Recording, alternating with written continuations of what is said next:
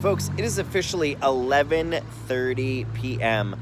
I am walking home after a beautiful day of celebrating people's passions, my own, my friends, and I'm sure some of you are thinking, what are you talking about? Well, in order to understand what I'm doing and why I'm at late, let's start out from the very beginning. Let's Tarantino this and go back to this morning.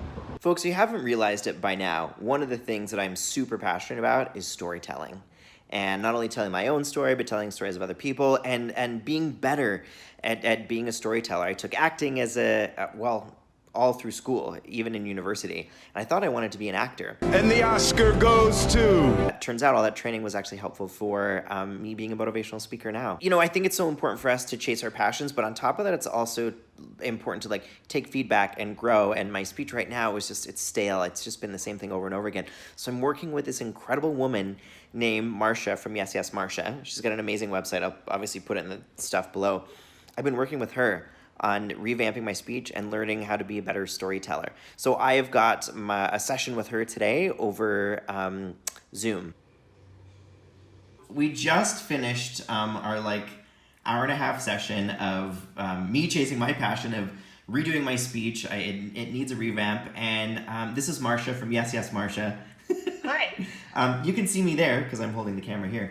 Marsha, I'm talking about chasing your passion today or finding your passion. What does that mean to you? And then what are 3 ways that you help people find their passion through storytelling? I think finding your passion, what that makes me think of is you don't just have one. And I think people are often like, I don't know what my passion is, so I guess I'm a loser. And it's just chasing a passion.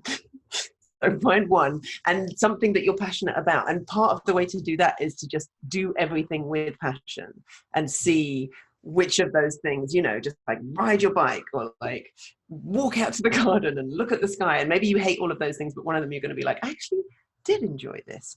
And when I think about passion and storytelling, so 3 ways I help people feel passionate about storytelling or find passion is storytelling is cool. So one is about what happens in their brain when they're listening to stories. So when you're listening to stories, your brain thinks that the story is happening to you too. So I feel like it's making people be passionate when they're telling stories, but also when they're listening to stories, because their brain gets all excited and thinks that they're having those experiences. And the second way is when people include emotion in their storytelling, which is the most important part, just answering the question, how did you feel? That can literally ignite passion, because it can literally ignite emotions inside your listener or reader's body.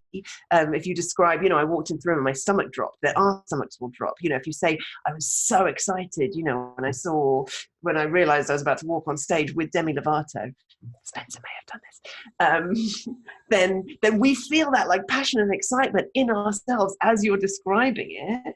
And then the third way is that I think it's almost like the anti-passion thing of sometimes there's stuff that we're not passionate about and we feel really bad about it, and we often feel shame because we feel like we're the only person who's never done anything as cool as go on stage with Demi Lovato, and if you can talk vulnerably in your stories about how you felt when things weren't going well, or even when you felt badly when things were going well, then you say to people the 4 most powerful words in the English language, which are, you are not alone.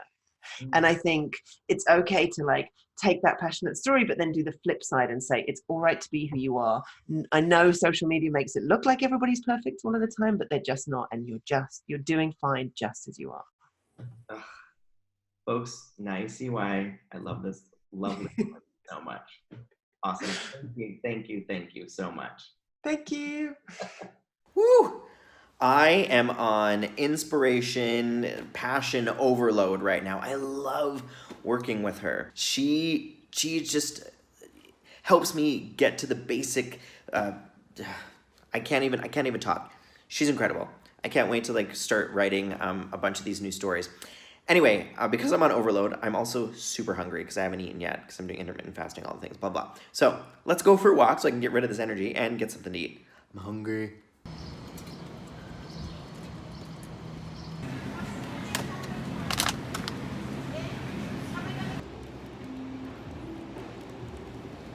I ate my sushi, had a nap.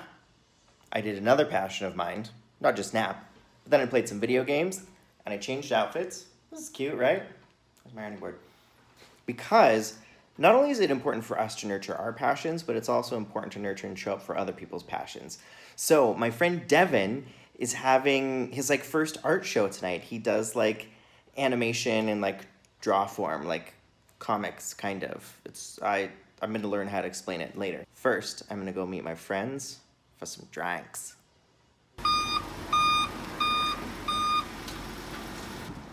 My Uber's here. 1, 2, 3, cheers. We have finished our drinks and we are officially en route to the art show. I've never been to an art show like this before. I don't know how it works. Like, do we just like walk around and look at his art? Like I don't. Okay, just look at everyone's. Okay. Thank you. We'll find out. But like, you see the homoerotic elements coming from it. That was easy. That was just a self-portrait last summer. But I had a bit more. There's a lot of passion here. There's art, there's music. I'm with my friend Devin, whose art show we were at tonight.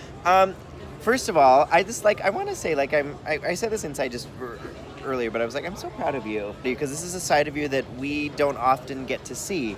And I know that, like, art and specifically what you did tonight is what you're super passionate about. Yeah. Like, where does that come from?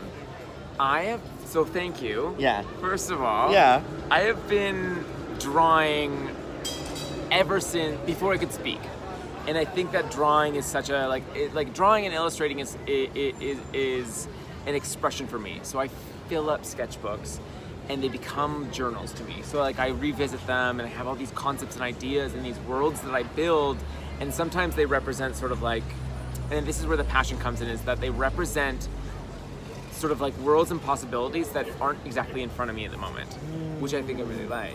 So if I can make powerful characters, or I can make, if I can translate a difficult experience, but like really make it accomplishable through story, you know what I mean? I think that it's a very therapeutic way to be able to express yourself. Yes. So I love concepts of fantasy, and I love concept, and like I love to draw and illustrate and build worlds through fantasy and sci-fi and fiction and all that jazz, because it makes it, I don't know, I think sometimes it makes difficult things really tangible and digestible. Does that make sense? Yes, it 100% makes sense. Cool. And the piece that when I said earlier that I was proud of you is because I know this about you and you've talked about it, but we've never actually seen the stuff. And then not only to see it, but then to have it displayed in front of a lot of people is pretty amazing. So all I want to say is, good job. Thanks, Vince. You're welcome. Thank you. Yeah, thanks for sharing your passion with us and with the whole city of Toronto. Everybody, you're welcome. Bye. Bye. Folks, it's the end of the night. I'm walking home, and as I was walking home, I was reflecting on the day. What a beautiful day that I got to celebrate and express my passions and learn how to express it better. We got to celebrate my friend Devin and to show up and to celebrate that he was showing his passions to the world for the first time. And I think it's important for all of us to nurture, and you're so loud, to nurture those passions and to share them with others. And then what was really cool about tonight is that Devin was donating 50% of the proceeds that he made on every picture that he sold to the Rainbow Railroad, which is an organization that helps LGBTQ folks and LGBTQ folks in other countries escape persecution and find a safe place to live. And I think that's amazing, and we all have the ability to take those passions, those things that we love to do, and to make a difference with those. I tell stories, and I pair that with an organization that I'm passionate about.